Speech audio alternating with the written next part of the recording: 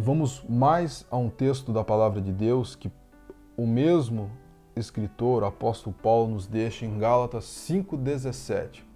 Gálatas 5,17, Paulo diz o seguinte: pois a carne deseja o que é contrário ao espírito, e o espírito o que é contrário à carne. Eles estão em conflito um com o outro, de modo que vocês não fazem o que desejam. Gente, não podia ser mais claro, não podia ser mais explícito o que Paulo está dizendo aqui. Ele está falando dessa luta entre a carne e o espírito, este conflito que existe em nosso coração, em nossa vida, quando nós queremos fazer e decidimos fazer a vontade de Deus, buscar uma vida que agrada ao Senhor, buscar uma vida de santidade a Deus. Então, a carne deseja o que é contrário ao espírito. Ponto. Afirmativo. Claro. Quem dizer uma coisa ao contrário para você vai ter que corrigir o apóstolo Paulo, não é o Felipe, né? Porque é o apóstolo Paulo, conduzido pelo Espírito Santo, que nos deixa esse ensinamento. O espírito, o que é contrário à carne, são caminhos totalmente opostos. É o que está dizendo a palavra de Deus. A carne vai num sentido, o espírito vai no outro. Ponto. E estão em conflito com o outro, de modo que vocês não fazem o que desejam.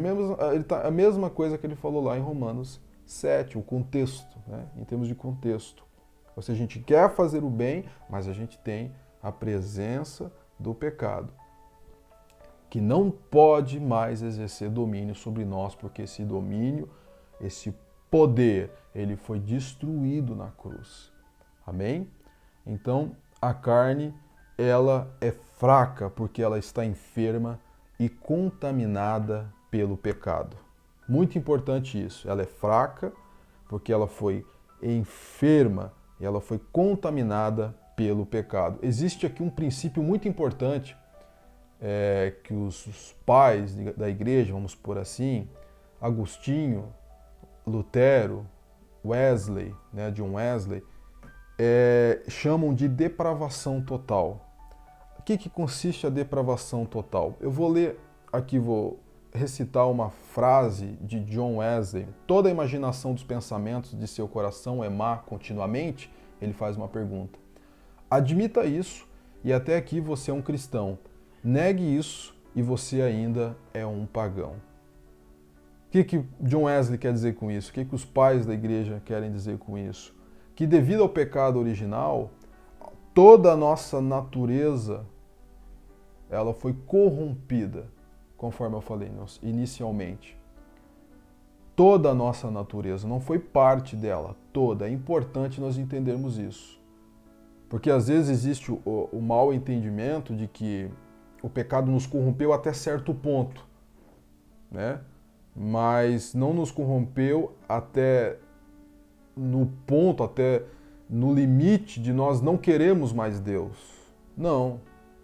Gente, o ser humano, ele foi corrompido em cada poder, cada faculdade de sua alma. Toda a fundação do seu ser, criada à imagem e semelhança de Deus no Éden, foi colocada fora de curso. Nós estamos em fora de curso, gente, devido ao pecado. E a única coisa que traz você de volta ao curso, ao caminho, a única coisa é a graça de Deus manifestada na pessoa de Jesus Cristo. Jesus disse: eu sou o caminho, eu sou a verdade, eu sou a vida. Ponto.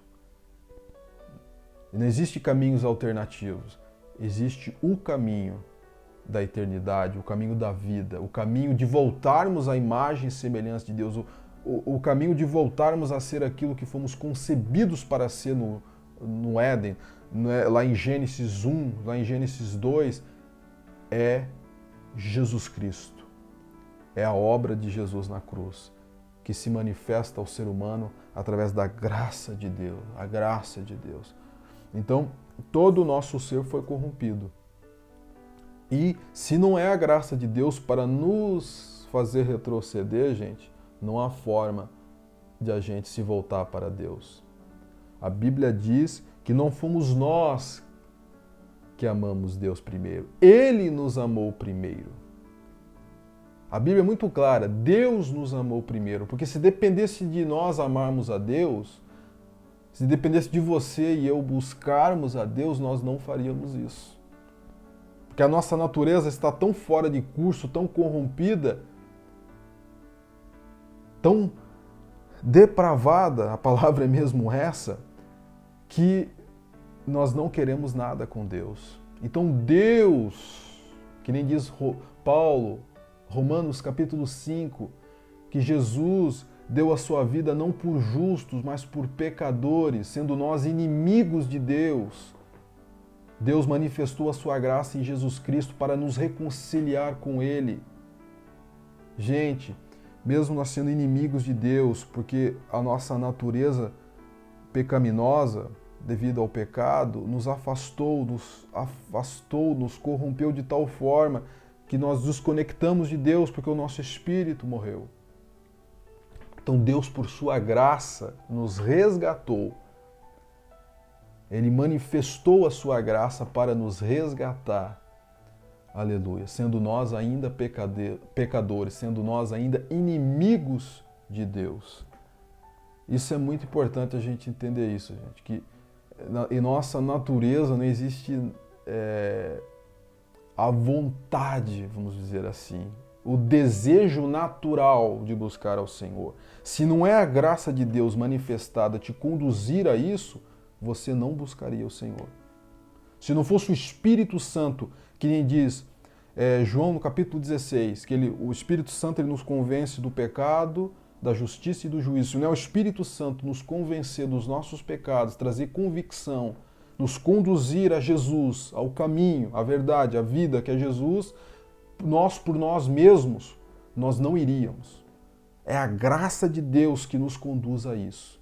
E é importante nós entendermos isso. Essa verdade que os nossos pais, os pais da igreja, deixaram como fundamento para nós. Nós precisamos voltar aos primórdios, aos princípios elementares da nossa fé.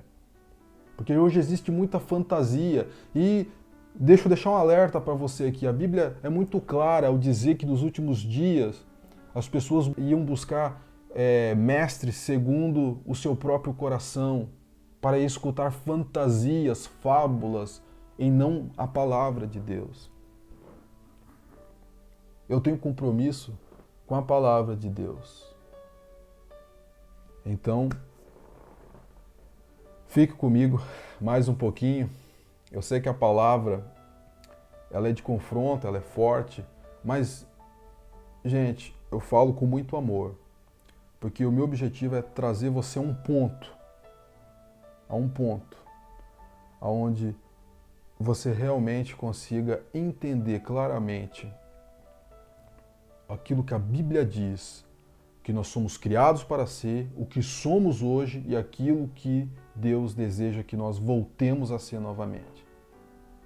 E Deus, Ele deseja que a gente seja a imagem e semelhança dEle. Isso foi perdido, mas isso, através de Cristo, pode ser restaurado para todo aquele que coloca fé na pessoa de Jesus Cristo. Ser a imagem de Deus novamente, a semelhança dEle. Nós não fomos criados para ser algo menos do que isso, gente. Tudo que está fora disso daí está fora de curso. Então, isso é muito importante.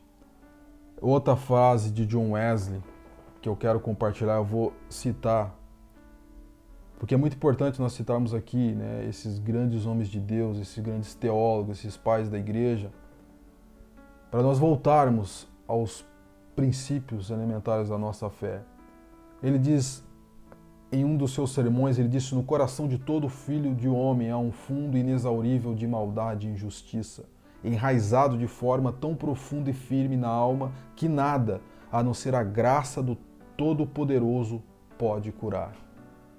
Isso quem disse foi John Wesley em um dos seus sermões. Para arrematar, para finalizar o que eu estava dizendo, se não é a graça de Deus nos conduzir a Deus, nós por nós mesmos nós não iríamos. Essa é a verdade. Ele nos amou primeiro. Ele tem um plano de salvação para nós. A Bíblia diz que a graça de Deus é o dom gratuito de Deus. Ele não é por obras, para que ninguém se glorie. Efésios. Paulo diz isso, o apóstolo Paulo também diz isso em Efésios. Ninguém pode se orgulhar, ninguém pode dizer, Deus, pelas minhas obras eu mereço a salvação. Não, ninguém merece. Ela é exclusivamente pela fé na pessoa de Jesus Cristo. É a graça de Deus que te conduz à salvação, é a graça de Deus que te salva, é a graça de Deus que possibilita uma vida de santidade e é a graça de Deus que no final te levará à eternidade, te dará uma ressurreição, um novo corpo em Cristo Jesus. Amém? Martinho Lutero, nos seus escritos, ele também comprova essa verdade dizendo, falando sobre a perda de toda a retidão. O que é a perda de toda a retidão? Devido ao pecado original, ela é uma propensão em direção ao mal, a aversão ao bem, o desdém pela luz e pela sabedoria, mas apego ao erro e às trevas. Isso é o que disse Martinho Lutero sobre a nossa natureza ter sido corrompida pelo pecado, a depravação total. Em resumo, gente, Agostinho, Jacó Armínio, John Wesley, os grandes reformadores, grandes teólogos, eles afirmam, todos eles são unânimes nessa questão. Existe unanimidade nessa questão, gente. Que a raça humana ela é universalmente depravada como resultado do pecado de Adão. E a capacidade do homem de querer o bem está tão debilitada que ela requer a graça divina para que ela possa alterar o seu curso, ou seja, para que ela possa ser redirecionada novamente a Deus. É necessário a graça de Deus ser manifestada, senão é impossível. É o amor de Deus, esse dom gratuito de Deus, é Ele nos amar primeiro que nos conduz novamente ao curso, ao caminho. Amém? Para nós finalizarmos este assunto, vamos lá para Gálatas, capítulo 5, versículo 16, para ver mais o que o apóstolo Paulo ele fala sobre esse assunto tão importante, que é a luta da carne contra o espírito. Vamos ver o que Paulo diz lá. Por isso, digo, vivam pelo espírito e de modo nenhum satisfarão os desejos da carne. Pois a carne deseja o que é contrário ao espírito e o espírito que é contrário à carne, conforme nós lemos. Eles estão em conflito com o outro de modo que vocês não fazem o que desejam. Mas se vocês são guiados pelo espírito, não estão debaixo da lei. Ora, as obras da carne são manifestas: imoralidade sexual, impureza e libertinagem, idolatria e feitiçaria, ódio, discórdia, ciúmes, ira, egoísmo, dissensões, facções, inveja, embriaguez, orgias e coisas semelhantes. Eu os advirto, como antes já os adverti. Aqueles que praticam essas coisas não herdarão o reino de Deus. É muito claro, mas o fruto do Espírito é amor, alegria, paz, paciência, amabilidade, bondade, fidelidade, mansidão e domínio próprio. Contra essas coisas não há lei. Veja só o que Paulo diz no versículo 24. Os que pertencem a Cristo Jesus, os que colocaram a sua fé em Jesus, aceitaram o seu sacrifício, crucificaram a carne com suas paixões e seus desejos. Gente, a carne, a gente não pode brincar com ela. Deixa eu realçar aqui, não brinque com a carne. Não brinque com a sua natureza humana caída. Porque se você brincar com ela, você perde. É tão claro isso que a Bíblia manda a gente resistir ao diabo, mas manda a gente fugir da carne. Então tenha muito cuidado. Vigie. Em outros vídeos posteriores eu vou falar sobre vigilância, a importância da vigilância e do domínio próprio. E nós vamos mais profundo nessa questão. Mas hoje nós queremos finalizar este tema sobre a carne, explicar por que existe esse conflito. Então, os que pertencem a Cristo, o que eles fizeram? O que eles fazem? Crucificaram a carne com suas paixões e desejos. Ou, conforme Paulo diz, mortificaram as obras da carne. Com a carne, gente, ela tem que morrer, ela tem que ser crucificada, ela tem que ser morta. Porque senão, o domínio do pecado ele vai querer renascer e te controlar novamente. Amém? Então, se vivemos pelo Espírito, versículo 25, andemos também pelo Espírito. Se vivemos, se dizemos que temos o Espírito Santo, recebemos a graça de Deus na nossa vida, a graça de Deus ela é poderosa para te libertar do poder do pecado. Voltando a Romanos, capítulo 8, versículo 1, Paulo diz: portanto, agora já não há condenação para os que estão em Cristo Jesus, porque por meio de Cristo Jesus a lei do Espírito de vida me libertou da lei do pecado e da morte. Amém? Então, os que estão em Cristo Jesus, já não há nenhuma condenação. O poder foi quebrado, o poder do pecado, a maldição do pecado foi quebrada. E nós fomos livres para uma vida que agrada ao Senhor. Porque até então, se nós não estamos em Cristo Jesus, nós não somos verdadeiramente livres. Talvez você possa achar que é livre, mas você não é livre. Porque o pecado, ele escraviza o ser humano.